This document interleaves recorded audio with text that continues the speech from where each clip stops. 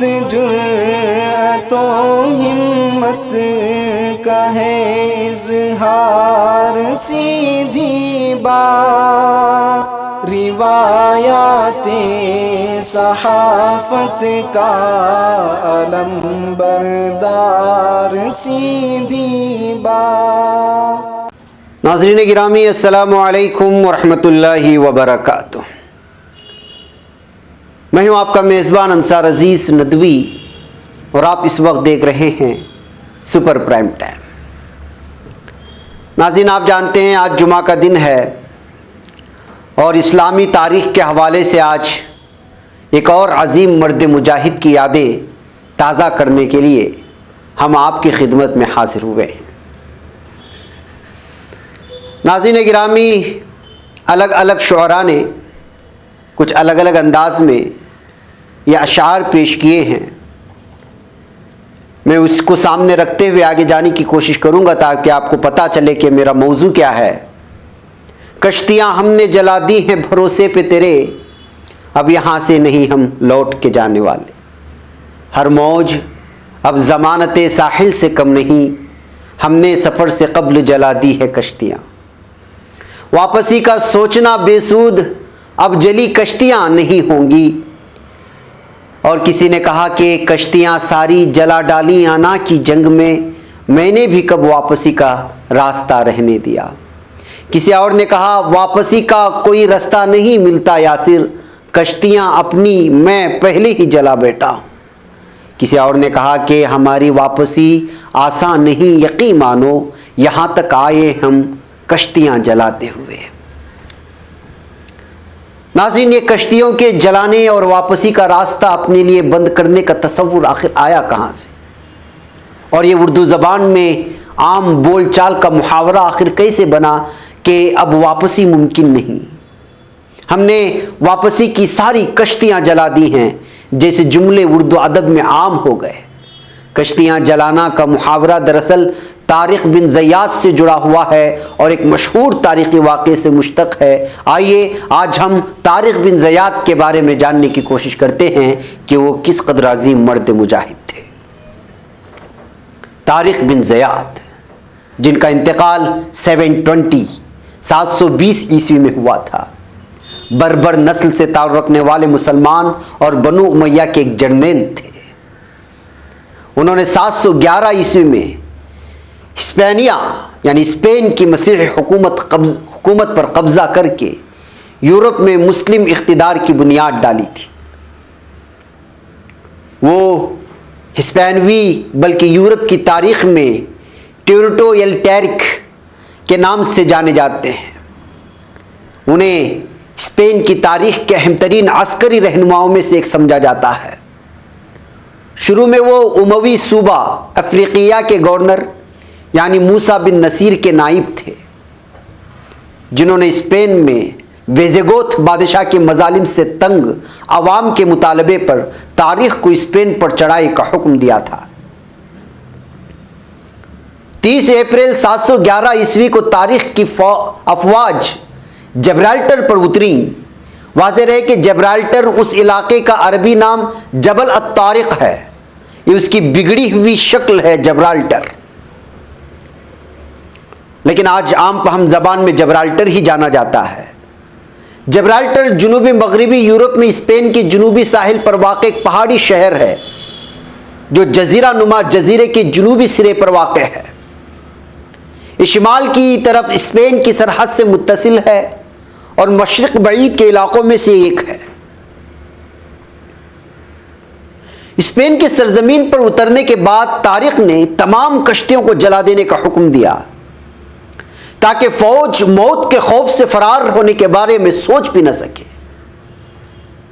انہوں نے 12,000 کے مختصر لشکر کے ساتھ پیش قدمی شروع کی اور بعد ازاں 19 جولائی کو یہ جنگ وادی لکا میں ویزیگوت حکمران لزریق کے 1,00,000 کے لشکر کا سامنا کیا۔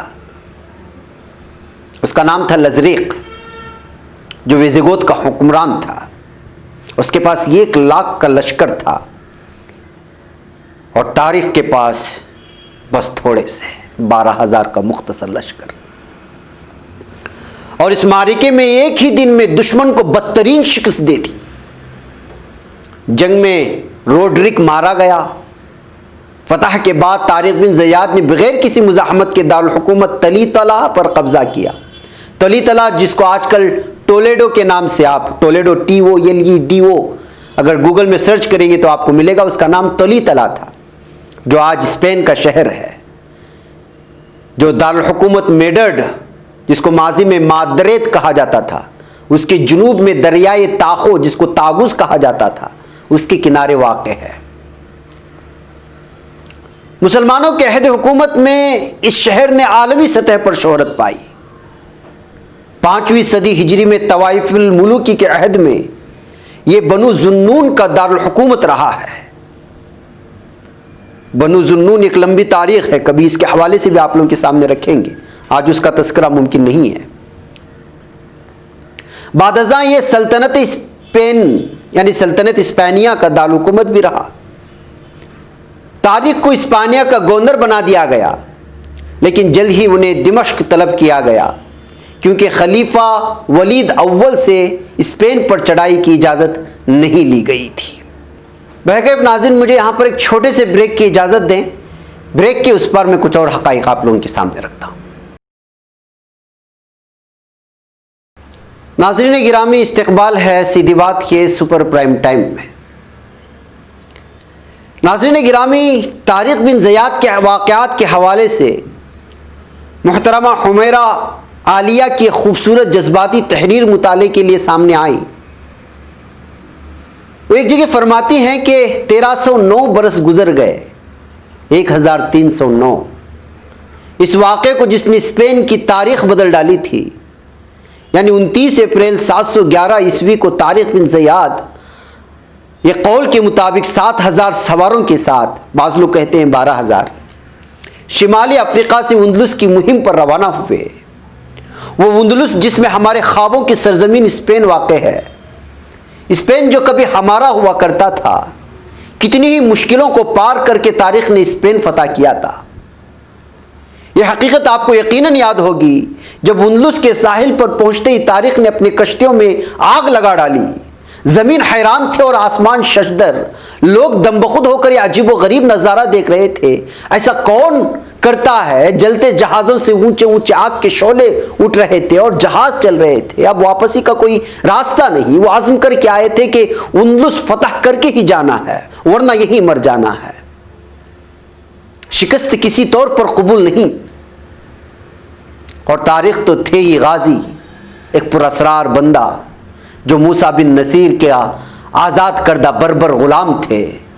انہوں نے اندلس کی بادشاہی کے پرخچے اڑا دیے تھے، اور پھر تاریخ نے وہ منظر بھی دیکھا جب تاریخ نے شہنشاہ راڈر کے 1,00,000 کے لشکر کے سامنے اپنی 12,000 کی فوجیں اور ایک قول کے مطابق 7,000 کی فوجیں اتار دی۔ اس فوج کے ہر شخص کے دل میں ایک الگ ہی جذبہ تھا۔ علامہ اقبال کسی جگہ فرماتے ہیں، دو عالم سے کرتی ہے بیگانہ دل کو، عجب چیز ہے لذت آشنائی۔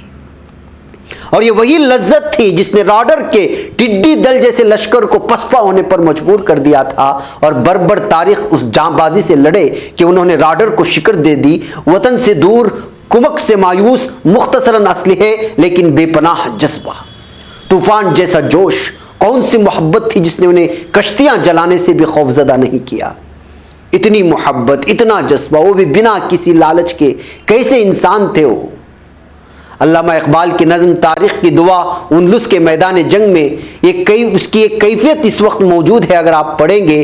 وہ لکھتے ہیں، یہ غازی یہ تیرے پراسرار بندے، جنہیں تو نے بخشا ہے ذوق خدائی، دونیم ان کی ٹھوکر سے صحرا و دریا، سمٹ کر پہاڑ ان کی ہیبت سے رائی، کشادہ درے دل سمجھتے ہیں اس کو، ہلاکت نہیں موت ان کی نظر میں، دلے مرد مومن میں پھر زندہ کر دے، وہ بجلی کی تھی نعرہ لا تذر میں، عزائم کو سینوں میں بیدار کر دے، نگاہیں مسلمان کو تلوار کر دے۔ ناظرین، اس نظم میں لا تذر کا اشارہ جو عربی کا ہے وہ سورہ نوح کی آیت نمبر 26 کی طرف ہے۔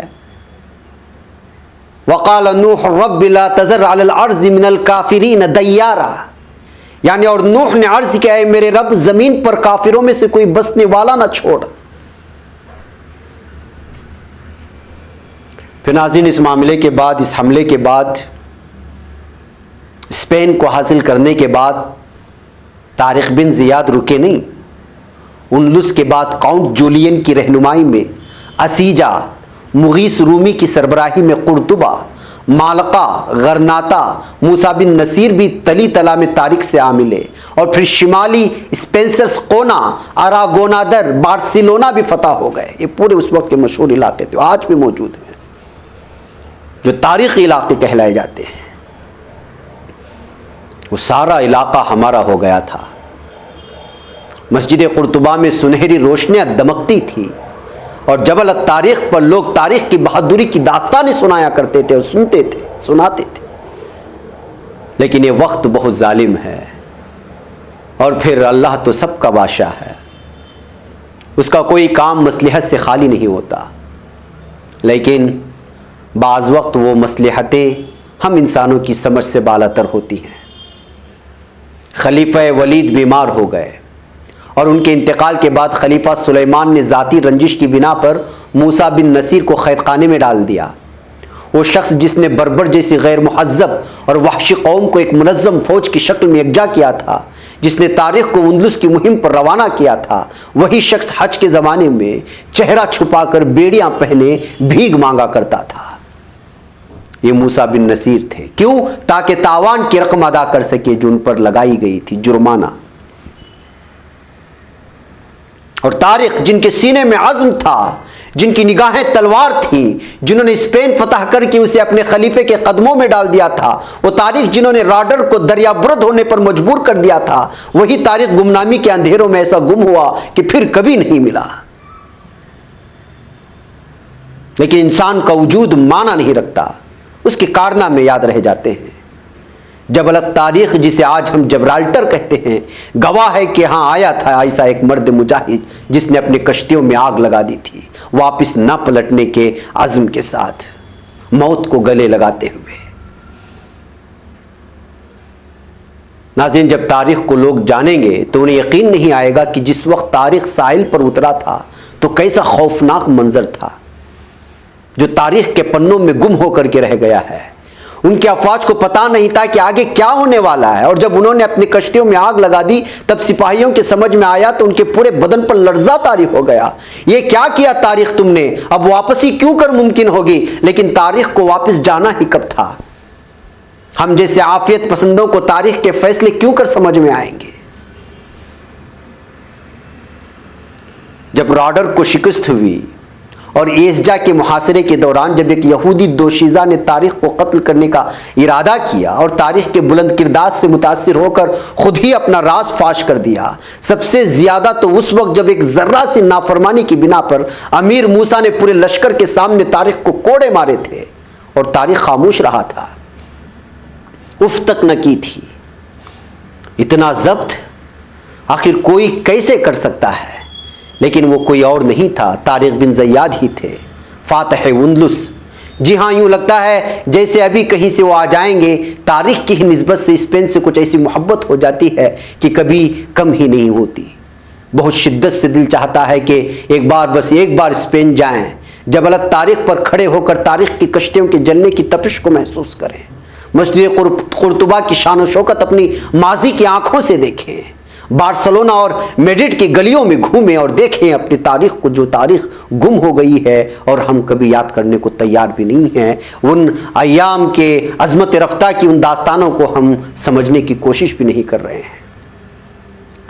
ناظرین، تاریخ کے وقت اور زمانے کے ساتھ، تاریخ کی یادوں کے ساتھ اس غازی، اس پراسرار بندے کو خراج عقیدت پیش کرتے ہوئے تاریخ کا نام اب بھی کہیں سنتے ہیں تو ایک دفعہ کے لیے پورے بدن میں جھرجھری سی دوڑ جاتی ہے، ذہن ایک لخت کئی سال پیچھے چلا جاتا ہے، جیسے فاتح اندلس ساحل پر کھڑے ہوئے پوری شدت سے اپنے افواج کے حوصلوں کو بڑھانے کے لیے خطاب کر رہے ہوتے ہیں، دل میں شدت لیے ہوئے، عقیدت لیے ہوئے، محبت لیے ہوئے، مگر کس کی محبت، کس کی عقیدت؟